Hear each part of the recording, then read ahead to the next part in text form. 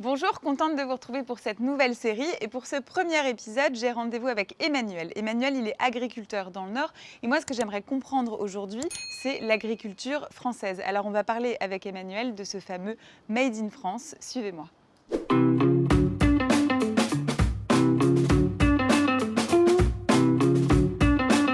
Salut Emmanuel.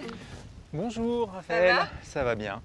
Écoute, on parle beaucoup de l'agriculture française, en bien, en mal, les deux. J'aimerais bien, moi, ton avis de producteur français sur 2-3 sujets, et notamment, est-ce qu'il y a vraiment une différence entre un produit agricole français et un produit importé? Ça commence déjà par la taille des exploitations. Ici, c'est 65 hectares. Ok. En moyenne en France, c'est aussi à peu près 65 hectares. Ok. Dans les autres pays, ça peut aller en Europe 1000 hectares, 2000 hectares. Ouais. Et plus tu t'en vas, par exemple aux États-Unis, ça peut aller 10 000, 20 000, 30 000. Ouais. Ça, c'est la taille des exploitations. Mhm. Après ça, ce sont les normes, les consommateurs qui nous ont demandé pas d'OGM. Donc Mhm. en France, nous n'avons aucun OGM. Et puis, bon, tu sais qu'en France, on a aussi la gastronomie. La gastronomie, c'est aussi la diversité et la richesse des agriculteurs. C'est chacun a ses envies, chacun fait ce qui lui plaît. Ça peut être un apiculteur qui fait un miel spécifique, ça peut être, on va dire, ici, il y a le maroilles, ça peut être les endives.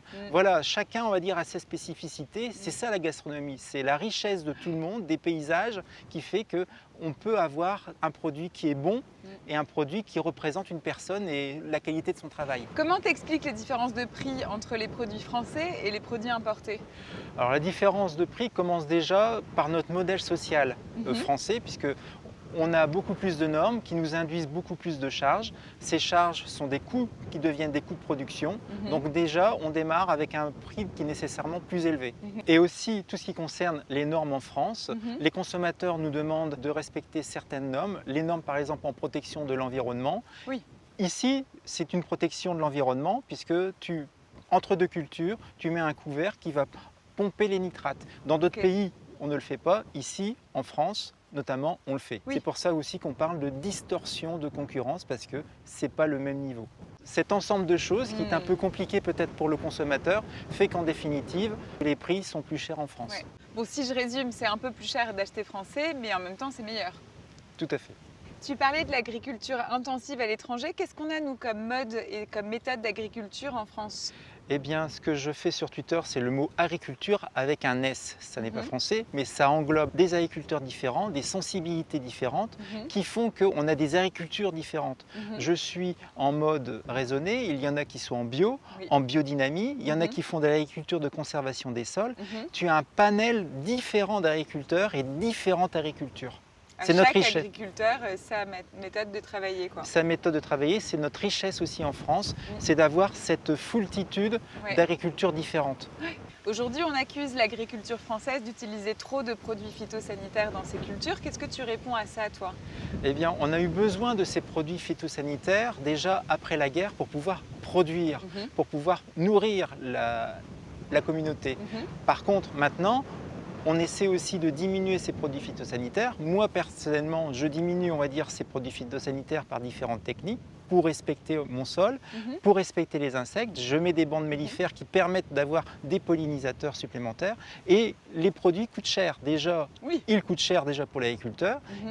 Mais ça nous permet aussi de préserver aussi notre santé. Donc nous recherchons aussi à baisser les produits phytosanitaires à titre personnel, en tant qu'agriculteur. Et pour toi, c'est possible de diminuer sa consommation de ces produits tout en ayant un rendement égal? Nous aurons un rendement qui sera un peu plus faible, mais nous avons besoin aussi d'autres solutions, des solutions de biocontrôle, des solutions autres, mais c'est aussi à la chimie, à la science, à l'innovation de trouver d'autres solutions qui puissent nous aider, nous épauler. Donc on a besoin de recherche pour pouvoir nous aider à soigner les plantes, que ce soit en bio. Par exemple, un biocontrôle peut tout aussi bien servir en agriculture bio qu'en agriculture conventionnelle. Donc voilà, ou l'agriculture ACS ou toutes les autres agricultures. Oui, alors le biocontrôle, en fait, c'est l'utilisation de moyens naturels de lutter contre les insectes, les champignons. C'est typiquement la fameuse coccinelle qui mange les pucerons. En fait, si je résume, aujourd'hui, manger français, c'est au-delà d'un choix, c'est presque une décision politique. C'est pratiquement une décision politique.